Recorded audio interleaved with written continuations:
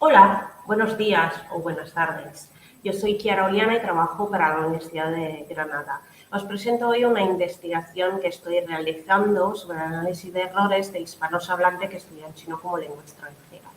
La creciente importancia que tiene China en el panorama político y económico mundial ha traído un auge en la enseñanza y el aprendizaje de la lengua china. Esto se puede observar, por ejemplo, en el número creciente de estudios realizados tanto en España como en América Latina sobre la lengua china. Pero si se hace una búsqueda rápida en la base de datos china, CMKI, o en otros tipos de base de datos, se puede observar cómo el análisis de errores principalmente se focaliza en estudiantes de Estados Unidos o Asia. Por estas razones, presento hoy un resumen de los errores más comunes cometidos por alumnos hispanohablantes que estudia chino como lengua extranjera, según lo que he podido observar en un corpus que he creado específicamente para este estudio. Este trabajo observa, analiza y categoriza los errores producidos por el alumnado universitario con la finalidad de describir los tipos de errores encontrados. Se ofrece entonces una selección de estos mismos con fines didácticos y de formación del profesorado para entender con más profundidad las necesidades didácticas específicas que tiene este idioma. Esta categorización también tiene el objetivo de observar desde cerca los errores y describir sus posibles causas, ofreciendo soluciones aplicables a las didácticas. De hecho, para concluir, presentaré algunas terapias que se aplicaron durante mis clases de chino como lengua extranjera. Voy entonces a enseñaros cuál va a ser el índice de esta ponencia, pues para acordar las varias fases del análisis de errores son recopilación de corpus, identificación, catalogación, descripción y explicación de los errores y luego crear unas terapias propuestas para solventar dichos errores. Entonces, en esta ponencia he intentado seguir lo que indica Corder, que es el teórico más, digamos, más importante en este aspecto de la investigación. Empiezo entonces con la introducción. Según Santos Gargallo, ella resume en esta cita lo que yo pretendo hacer en este estudio, que es observar qué aspectos lingüísticos ofrecen más dificultades para los alumnos, para el alumnado, establecer una jerarquía de dificultades para mostrar así cuáles deberían ser las prioridades de la enseñanza y finalmente producir materiales a raíz de los resultados que se han encontrado. En este estudio, además, he usado una categorización específica para los errores que he encontrado, puesto que los errores en realidad se pueden categorizar de muchísimas maneras diferentes y usar muchísimos criterios muy diferentes. Pero aquí voy a usar el que Graciela Vázquez describe como el criterio lingüístico, aunque pueden emplearse otras categorizaciones. Voy entonces a hablar del corpus. Este corpus se ha creado gracias a la recopilación de redacciones escritas por estudiantes hispanohablantes de una universidad española. Han participado 60 personas en este estudio que han estado estudiando una media de 4 horas semanales de chino como lengua extranjera, llevan estudiando este idioma entre 1 y 2 años y además estudian en casi todos los casos otro idioma, por lo menos otro idioma más, es decir, otra lengua extranjera más. Además, el corpus se ha creado recolectando todas esas partes de las redacciones que son gramaticalmente incorrectas a partir de la norma explicada en Xiong Xinai y Yufa. Voy entonces a hablar ahora de los errores en lo específico y de su catalogación. Los errores se han categorizado de la manera que vemos aquí en pantalla, tomando de ejemplo la taxonomía de Santos Gargallo y aunque he tenido que realizar algunas adaptaciones, ¿no? Los errores, entonces la categoría son por omisión, Es decir, falta una o varias palabras que son necesarias por adición, se añade una palabra o unos elementos que no son necesarios. Formación errónea incluye error de escritura de un cierto carácter, error de, digamos, sustitución, es decir, se sustituye una palabra por otra, etcétera. Y finalmente, en el tipo 4, ausencia de un orden oracional correcto, es decir, errores principalmente relacionados con la sintaxis o el orden de las palabras. Vamos entonces a ver el resumen. El resumen y los porcentajes son los que observamos ahora en la pantalla. Se han detectado en total 826 errores, un 28% por omisión, un 20% por adición, un 27% por formación errónea o sustitución y un 26% por orden oracional. Entonces, como podemos ver, los errores por adición son los menos frecuentes, pero no hay una preponderancia de uno sobre otro de manera muy evidente. Vamos entonces a hablar de la catalogación de los errores y luego os voy a ofrecer algunos ejemplos y os lo explico. En la categoría de omisión hay omisión de preposiciones, de clasificadores nominales, de una parte de la sílaba, del número, de los modificadores preverbales, del predicado o verbo, de conectores, de receptor de la acción, de palabras funcionales, de modificadores adjetivales, de una parte de carácter y omisión del objeto. Es interesante, por ejemplo, observar en este caso que nunca hay omisión del sujeto. Por ejemplo, en el primer ejemplo que tenemos aquí falta un clasificador, que es lo que vemos marcado en rojo. En el segundo ejemplo, pues falta toda una parte de la frase, 我早上听说老师 algo. O, por ejemplo, en el ejemplo 3 falta el número. O, por ejemplo, en el ejemplo 4, 你给打电话 pues debería ser 你给我打电话 o 你给妈妈打电话. El receptor de la acción, y aquí pueden faltar varias cosas. Yo entiendo, por ejemplo, que a esta persona quería decir te compré, ¿no? O compré tu regalo de Navidad. Entonces, faltaría que o faltaría todo. Hay varias opciones para corregir esto. Luego, 你告诉他 algo, lo más, aquí es imposible saber qué es la cosa que falta, puesto que esa es solo una parte del carácter, falta el resto, y aquí en este caso, en el último caso, en el último ejemplo, tenemos la falta 怎么. Paso entonces a hablar de los errores por adición, tenemos 10 categorías, doble interrogación, es decir, en chino no existe la doble interrogación, como si, por ejemplo, existe en otro idioma, entonces la doble interrogación es un error por adición.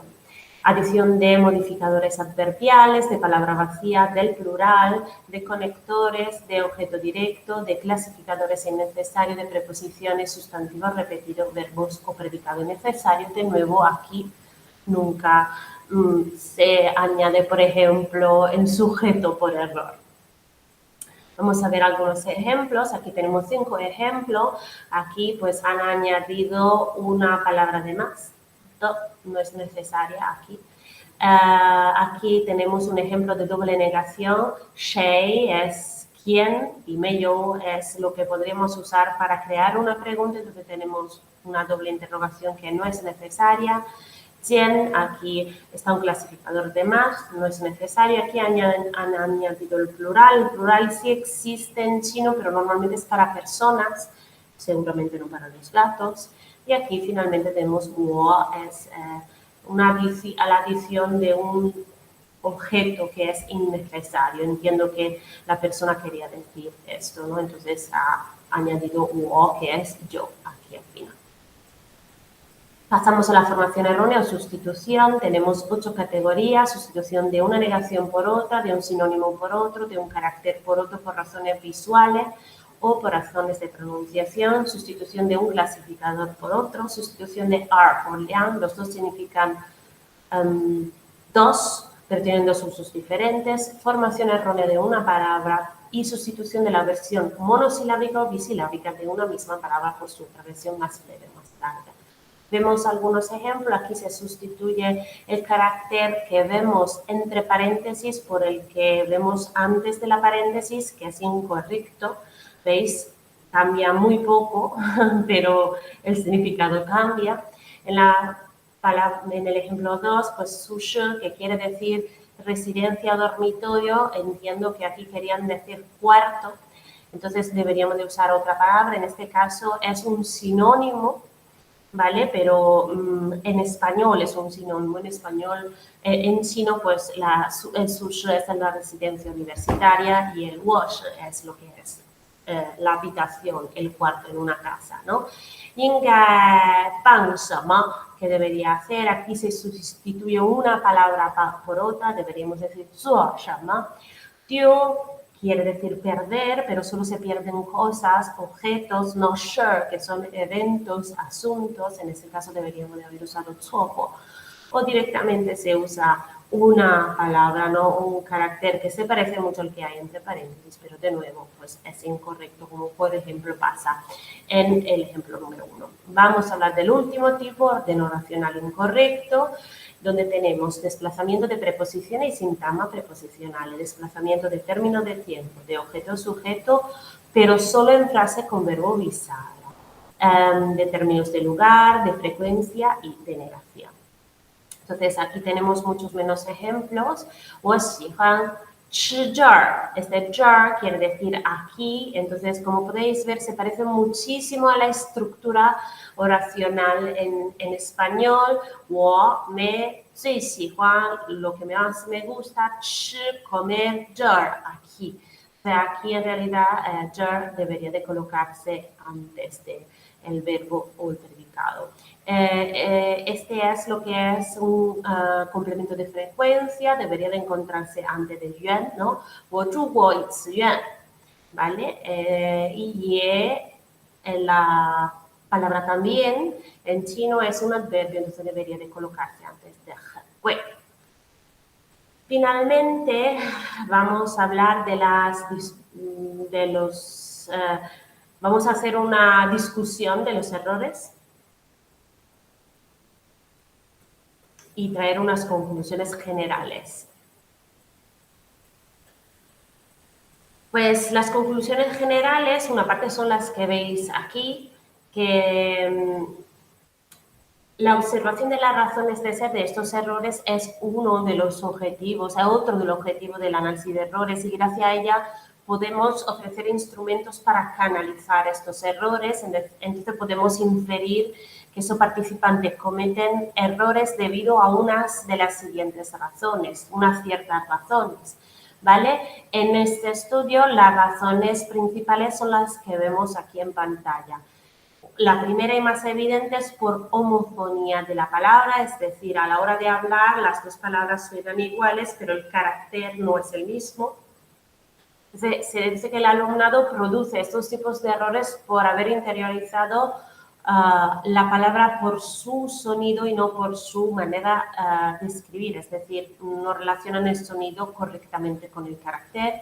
El segundo tipo de error es por sinonimia, pero con función gramatical diferente. Por poner un ejemplo, en chino existen muchas palabras que podemos usar para decir no, como negación. Por ejemplo, pu, fou, wu, mei, mo, fei, etc. Pero claro, su uso es diferente. Entonces, claro, ese es otro tipo de error. Y en tercer lugar, encontramos errores producidos por influencia negativa del idioma nativo. Hemos visto algunos ejemplos, ¿no? O por ausencia de ciertos aspectos gramaticales en la lengua de origen, en la lengua nativa. Un ejemplo, por ejemplo, podría ser la presencia de clasificadores. Con respecto a la lingüística aplicada, pues con la identificación y la catalogación de estos errores, además de la aplicación de su posible origen, esperamos la explicación de su posible origen. También espero poder apoyar el avance hacia la creación de materiales para la enseñanza y aprendizaje del chino moderno adaptado a las necesidades comprobadas de los nativos hispanohablantes, además de ofrecer estos contenidos lingüísticos como materiales para la formación avanzada de profesorado de chino como lengua extranjera. Voy entonces a hablar de alguna terapia propuesta, ¿vale? Estas son las del primer grupo. He aplicado entonces estos resultados a mis clases, ¿vale? A la didáctica, y os voy a presentar algunos ejemplos de posible terapia, ¿no? Para esos ejercicios que vemos aquí en esta diapositiva, he categorizado los errores por, todos los errores y las frases por nivel, por lección y por contenido o aspecto gramatical que tratan. Y he creado diferentes tipos de ejercicio específico. Uno de estos es el que vemos ahora en pantalla, donde tenéis frases con errores y el alumnado tiene que indicar dónde se encuentra el error, además de ofrecer una posible solución, la más simple posible normalmente. Otro tipo de otro tipo de ejercicio es el siguiente. El siguiente tipo de ejercicio, yo ofrezco una frase con error, que es la que veis en negro, y luego la parte de abajo es la frase correcta, que el alumnado no ve. Entonces, en gran grupo tienen que indicar dónde está el error y por qué ese es un error. ¿Vale? Este último es un ejercicio que normalmente hago en gran grupo, pues le permite debatir sobre ello. Otro tipo de terapia, el segundo tipo de ejercicio, es también un resultado del análisis e identificación de los elementos y estructuras que en español provocan la interlengua. Es decir, este tipo de ejercicio es específico para la interferencia negativa del idioma, ¿no?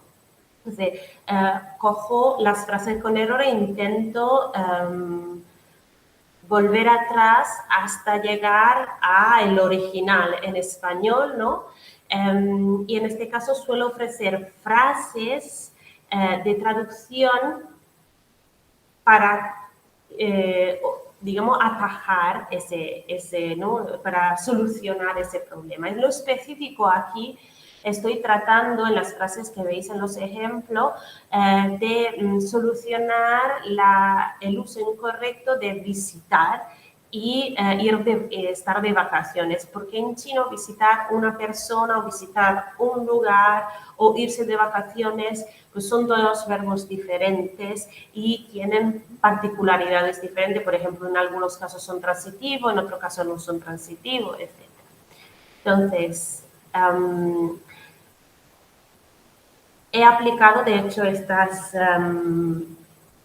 estos ejercicios a mis clases de manera sistemática y además de obtener buenos resultados, excelentes resultados a nivel didáctico, también he pasado un cuestionario de satisfacción.